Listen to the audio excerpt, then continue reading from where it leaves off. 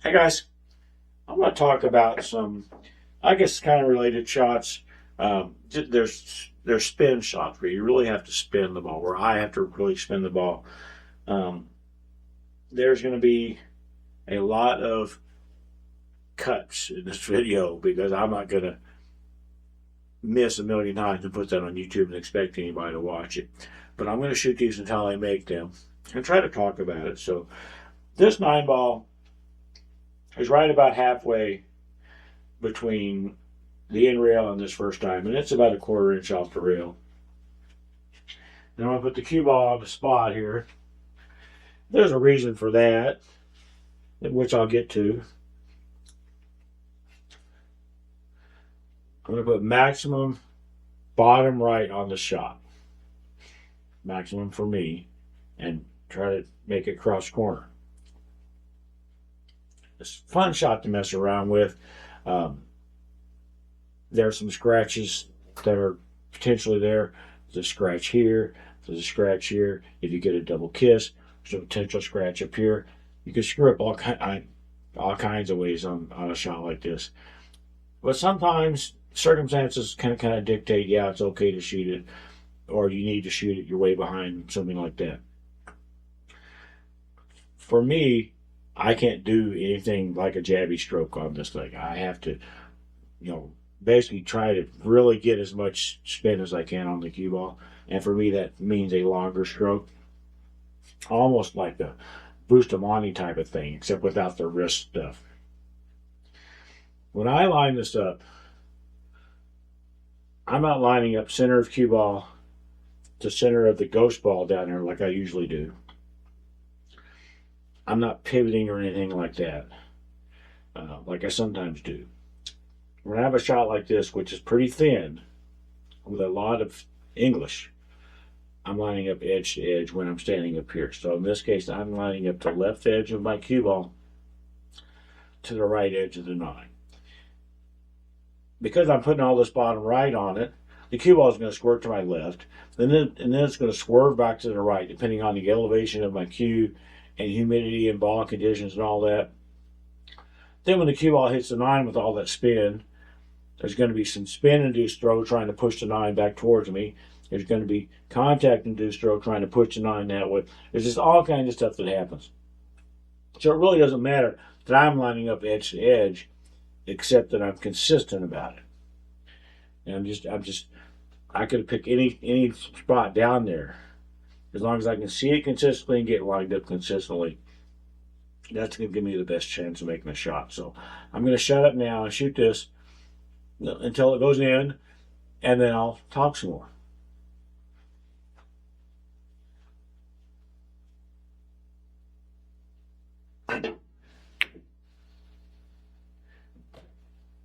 Okay, does that count? First try, but there's a scratch. Remember 20 seconds ago I mentioned there's a scratch? Well, there is. When I shoot this shot, I am typically trying to make sure I get enough spin and draw to hit this rail before this side pocket. The problem with that is sometimes that means that the cue ball is going to come here. It's going to go off this rail in here. That also counts as a scratch. I'm going to shoot this again and see if I can not scratch and make it.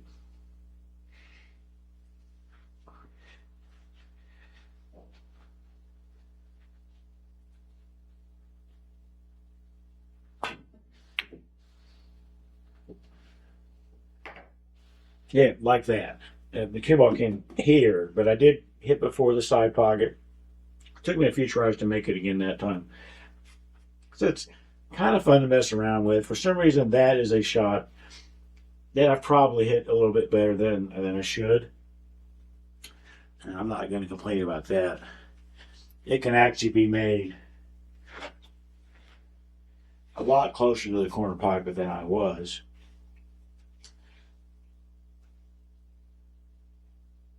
Sometimes. One of the things about this shot that I'm just going to talk about here is that I put the cue ball on the spot for consistency. And for me, for my stroke, I guess, this is kind of like, almost like the sweet spot for me on this shot. If I start moving the cue ball this way, it becomes very difficult to miss getting a kiss on the shot. I basically can't. If I use bottom right on the shot, even if I hit the 9 perfectly, the cue ball is going to bounce back off the foot rail and hit the 9 again. On a shot like this, if I really want to be insane, which I guess I do because I'm making a video about this at 7 o'clock in the damn morning. I come out about here, I'm going to be putting left English on this. Try to get the 9 out of the way, and the cue ball is going to kind of wrap around behind it. I'm going to shoot this for a while until I make it, and you kind of see the way the cue ball, the only way I can miss the kiss on this shot is with left English. It's tough to deal with the squirt and the swerve and all that, but they're in opposite directions this time around. Left edge of the cue ball still, right edge of the 9 still. Okay, now I'm going to shut up and shoot.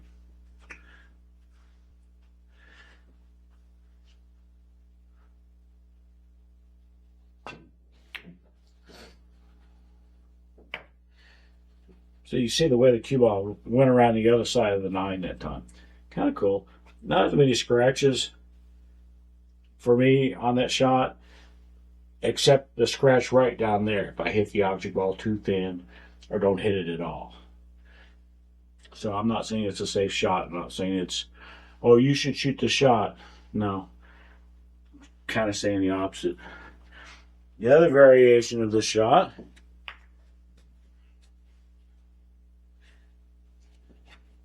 would be if the cue ball is on this side.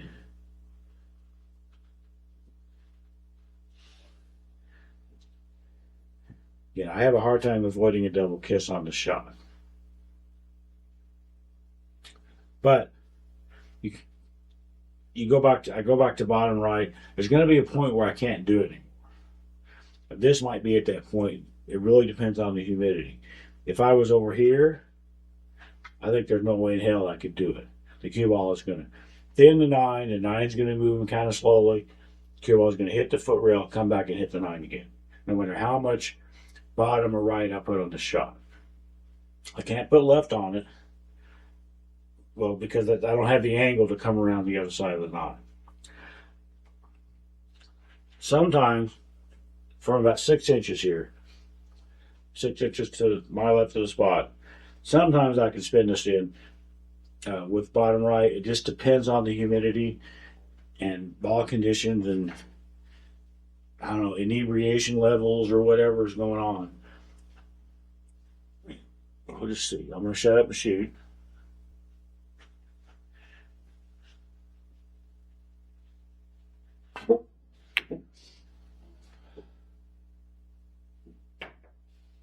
Scratch. Also might have noticed the 9 kind of just barely made it to the pocket. I'm hitting it at such a thin angle, the 9's not moving very fast. So there may very well be some equipment, some humidity conditions where from that angle the shot you can't hit it hard enough. Could possibly be. The harder you hit it, the less chance you're going to get your spin to take and all that as well. So there's going to be times where the shot may be impossible. It's probably always stupid. But it's still fun to mess around with. I'm going to stop the video for a second and then come back with another shot.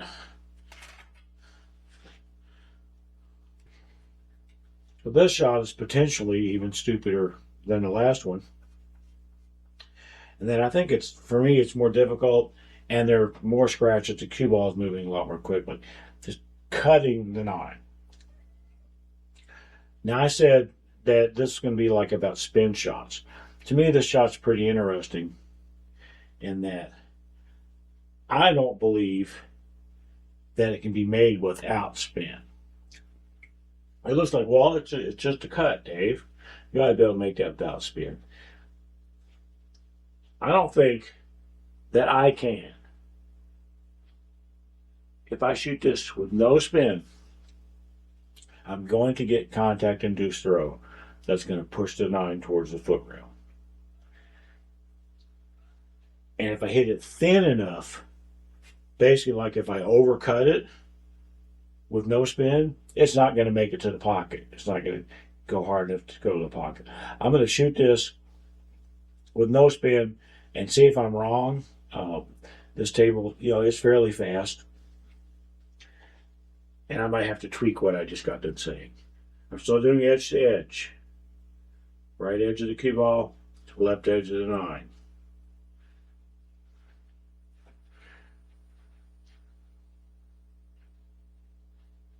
I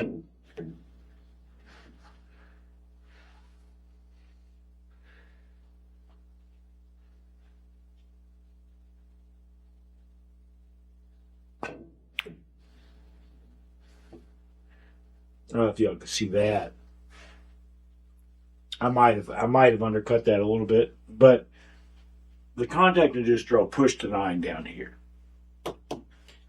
and I really don't think it could have gone in. Oh, the 9 is halfway between the rail and one diamond up. Again, I put a little pencil mark there. If I'm shooting this shot, if I'm reckless or whatever, or stupid enough to shoot this shot in competition and try to cut this 9, I'm going to be putting bottom left on the shot.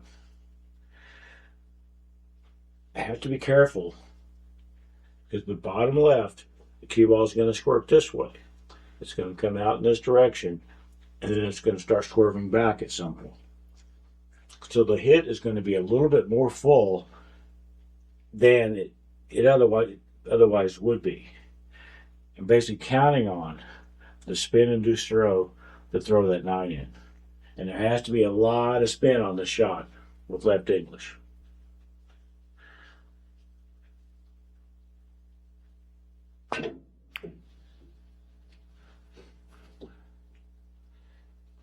Even with left English, didn't make it to the pocket.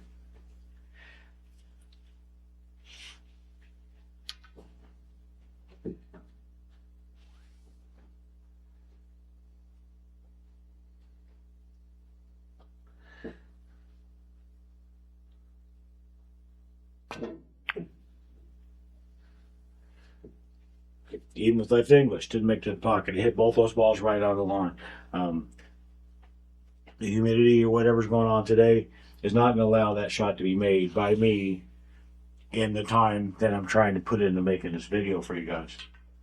The other option with this kind of a shot, which really does seem counterintuitive, is right English. And it took me a while to learn this as whatever, an up and coming player, whatever. It took me a while to learn this. I knew that I'm going to have contact induced throw shooting this 9. It's going to try to push the 9 towards the foot rail. And I figured, well, that means if I have right English, I'm going to have spin induced throw trying to push it even harder to the foot rail. But an interesting thing happens, and I think I got this out of The Science of Pocket Billiards, is that when those two balls collide, the amount of throw you get depends on how quickly, not just how thin that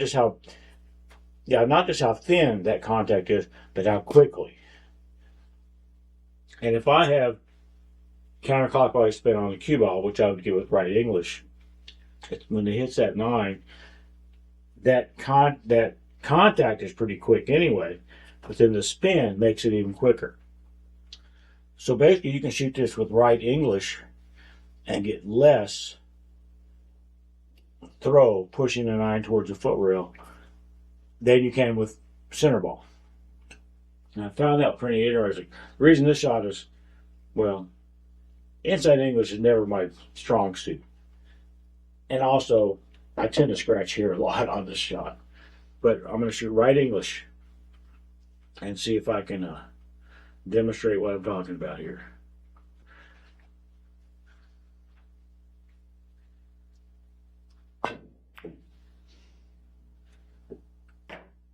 I got so much on it, I almost scratched over here. But I guess that's what I want to talk about with just a couple of spin shots that are like they're fun for me to mess with, and I like to think that they're helping my inner pool player get a feel for these extreme English shots, especially like if I go to a different table or something like that, different equipment. Just shoot a couple of shots. You don't have to shoot them until you make them or whatever, but just kind of get a feel for it. And it might come up in a game, and it might come in handy. You never know. That's all I have for today. I appreciate you guys sitting through this. Talk to you later. Thanks.